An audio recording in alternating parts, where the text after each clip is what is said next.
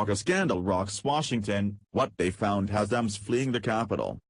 On Tuesday, Attorney General Jeff Sessions announced something that wasn't exactly a closely guarded secret. President Donald Trump decided to bring an end to the Deferred Action for Childhood Arrivals (DACA) program in the next 6 months. Like clockwork, shock and outrage flowed in to blast the commander-in-chief as being heartless and insensitive. This happened in spite of the fact that everyone knew it was coming. DACA was never intended to be a permanent program. Hence, the word deferred in its title.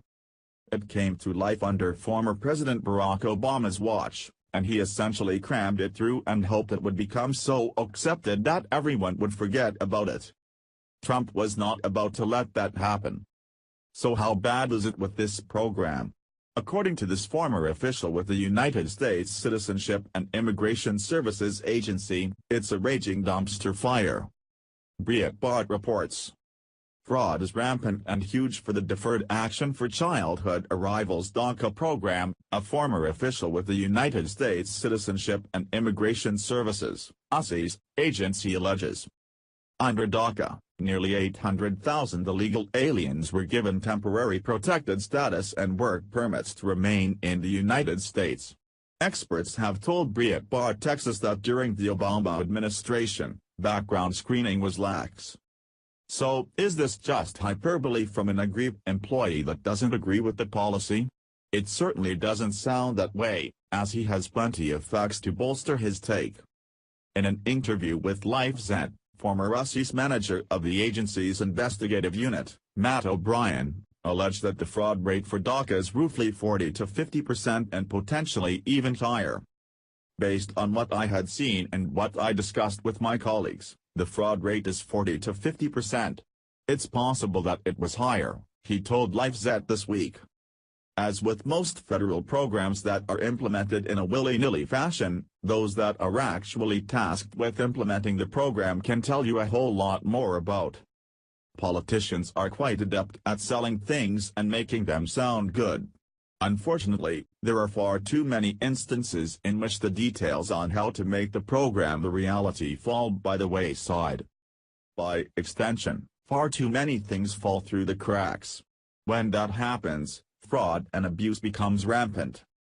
He and the investigators working under him, called adjudicators, often found evidence that someone had lied about his DACA qualifications, but the Office of the Chief Counsel at USCIS, he said, almost always dismissed the adjudicator's recommendation to deny the application. I would say 98% of the time, they defaulted to approving them, he said.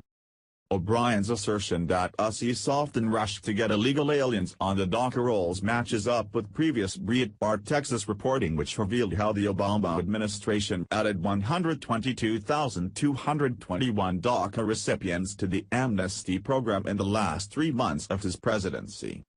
That's an alarming revelation. While social justice warriors are quick to get their britches up when it comes to immigration enforcement, there are far too many examples that show us that it's more than needed. It remains incredibly unclear why that's so hard to see, or why someone would want to have such lax enforcement in the first place. Since DACA's inception, more than 2,100 DACA recipients saw their protected status revoked for being involved in gang activity or convicted of a felony.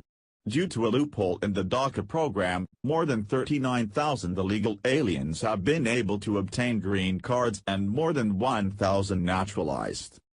The prevailing narrative from the mainstream press is that everyone covered by the DACA program is an incredibly upstanding person that has done absolutely nothing wrong.